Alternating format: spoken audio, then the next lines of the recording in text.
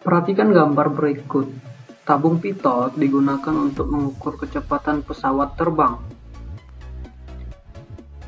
Apabila manometer yang dihubungkan dengan tabung pitot menunjukkan perbedaan tinggi tekanan 10 cm air, seperti pada gambar, tentukan kecepatan pesawat terbang. Apabila berat jenis udara 12 Newton per meter pangkat 3, pengaruh kompresibilitas diabaikan.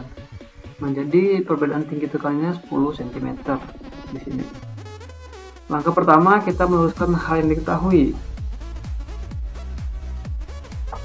H diketahui 10 cm. 10 cm kalau dirubah ke dalam SI, satuan internasional, yaitu meter, maka dibagi 100. Hasilnya adalah 0,1 meter. Yang diketahui lagi adalah berat jenis udara. Ini kita simbolkan dengan gamma U.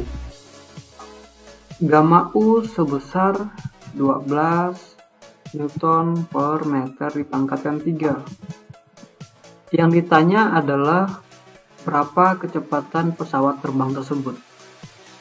Langkah pertama dalam menyelesaikan soal ini adalah kita mencari perbedaan tekanan dulu.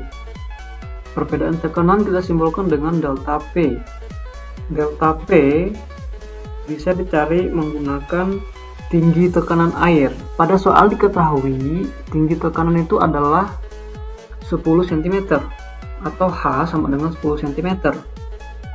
Nah, tinggi tekanan itu apa? Itu adalah perbandingan antara beda tekanan dibagi dengan gamma air.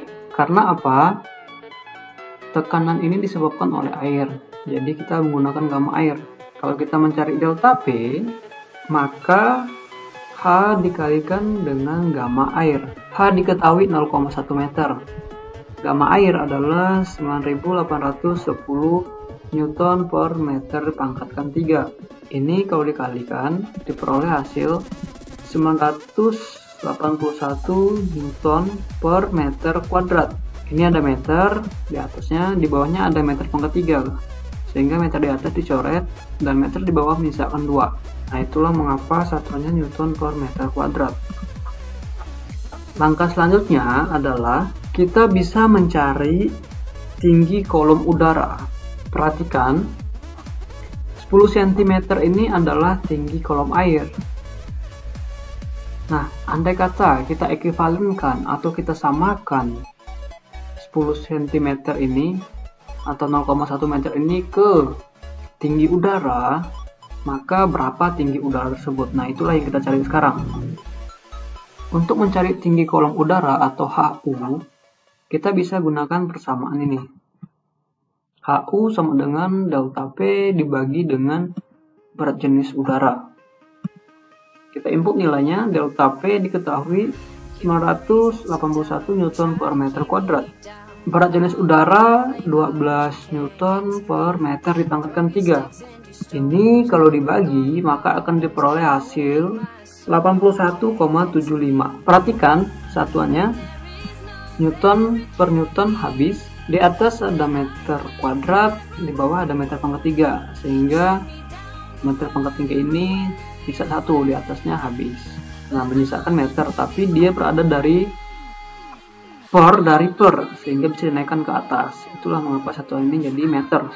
Nah, jadi sebenarnya tinggi kolom air yang 0,1 meter ini itu sama dengan tinggi kolom udara yang sebesar ini, 81,75 meter. Itu ekuivalen ya, sama.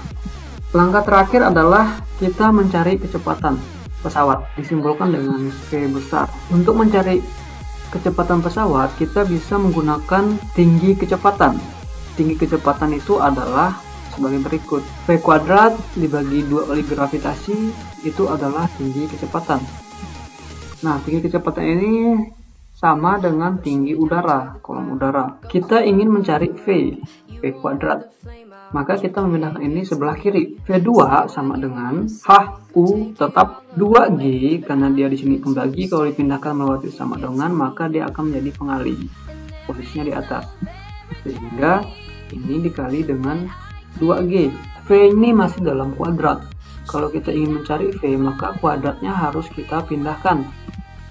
Kalau kita pindahkan kuadratnya melewati sama dengan, maka dia akan menjadi pangkat setengah untuk ini, untuk semua ini.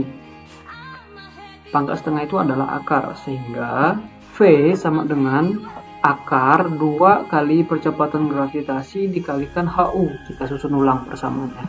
Kita input nilainya. Percepatan gravitasi adalah 9,81 meter per detik kuadrat. HU diketahui 81,75 meter. Ini semua kalau dicari menggunakan kalkulator diperoleh hasil sebesar 1604. Satuannya adalah meter kuadrat per detik kuadrat. Akar 1604 meter kuadrat per detik kuadrat kalau dihitung dicari menggunakan kalkulator diperoleh hasil sebesar 40 meter per detik pembulatan. Satuannya meter per detik. Jadi sekian penyelesaian soal ini.